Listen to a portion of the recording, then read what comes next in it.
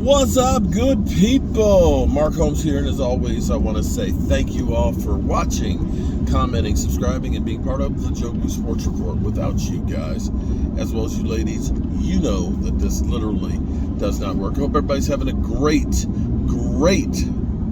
weekend. I am going back home to my baby after busting ass on the red brick house, and just can't wait to get home and back to the man cave.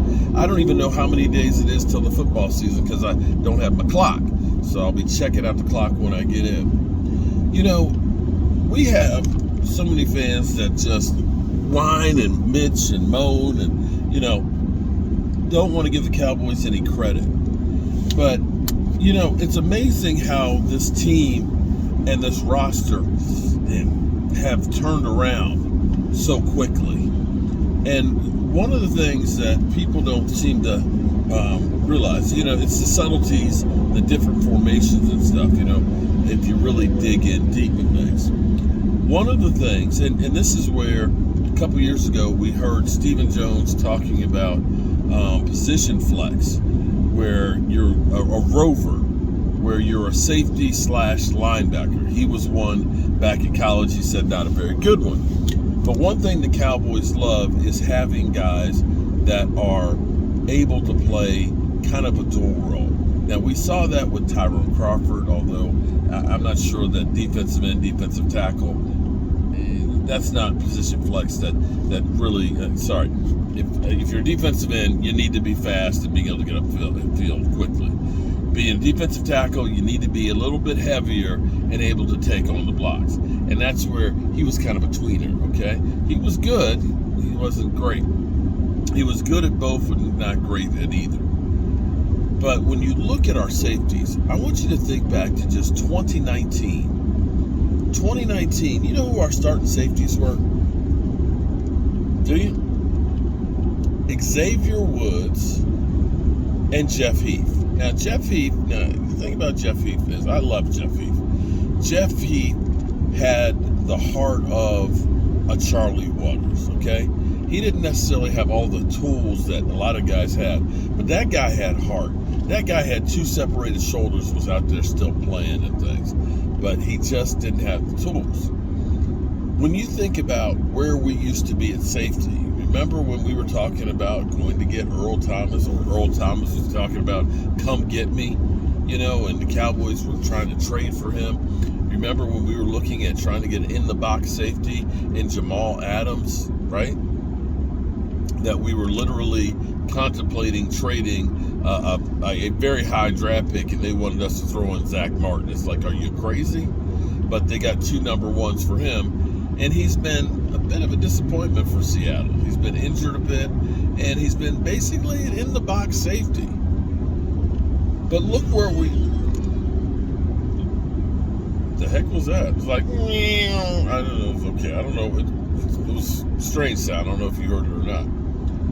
But look where we are right now. And with the mad scientist, Dan Quinn, who has the dime package, where we have not 1, not 2, but 3 safeties out there where we can cover and also do run support. What's crazy is when you think of where we were with just a few years ago with Jeff Heath and Xavier Woods, the fact that we got Donovan Wilson, we got Malik Hooker, and we got J-Ron Kurtz. We got 3 great ones.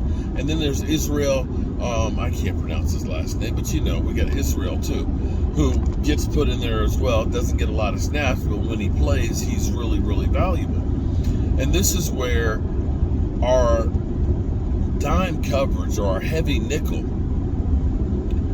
having that third safety in there is almost like a linebacker. What's crazy is, this is what's crazy. Do you realize that quarterbacks QBR going against our heavy nickel is only 29? That's insane. And this is where it still amazes me how quickly the Dallas Cowboys rebuilt that defense. There's very few holdovers from the Jason Garrett era. Leighton Vander Esch, and DeMarcus Lawrence. Am I missing anybody else? Well, Jordan Lewis would be, depending on if Jordan Lewis gets healthy and doesn't get cut, that they don't do an injury settlement. But to see this defense that is young, that is hungry, that went from a Rod Marinelli, this is what's insane. I like Rod Marinelli. Rod Marinelli, I think, is one of the best defensive line coaches that you've ever seen. Because he will take guys that you never heard of, like a George Selvey, who was a journeyman with 4 sacks, and turn them into a guy that got 7. Got paid to go to the New York Giants, never heard from him again. But was always able to take guys like that and make them great defensive linemen. I would have loved to have seen him work with some premier defensive linemen, but was able to make shit shine. I'm sorry, I'm not saying any of you guys were shit, but using, the old saying. But the problem with Rod Marinelli was, he's like me, he's old. And when you're old, you don't take as many risks. You know what I mean? I'm not going to be bungee jumping. Just not. I'm not going to be doing crazy shit like that.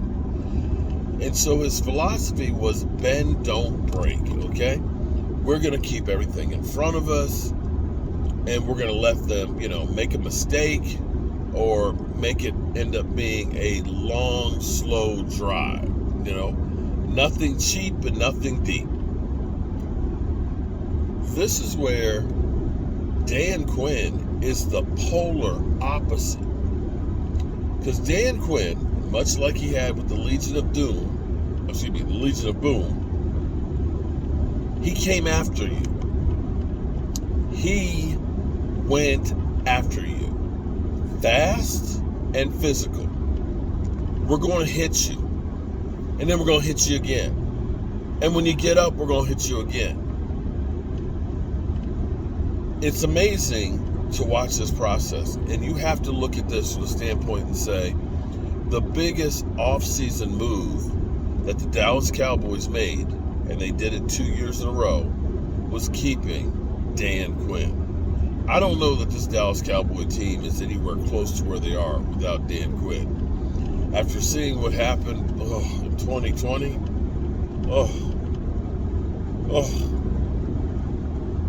that was just wasn't proper. All right, good people. I hope you're having a great day. I hope you're enjoying the weather. I hope it's not raining wherever you are. It was pouring there a few minutes ago. The sun's out at the moment. We got flash flood warnings. But I'm heading home to you, baby. I'm heading home to you, Tracy. Can't wait to see my baby. And maybe I'll sit down and relax a little bit today. That's what I'll do. I'll probably do something with this finger. I messed up my finger. I hit it with the hammer. Ow. Ow. Letting it dry out. Have a good day, good people. Peace.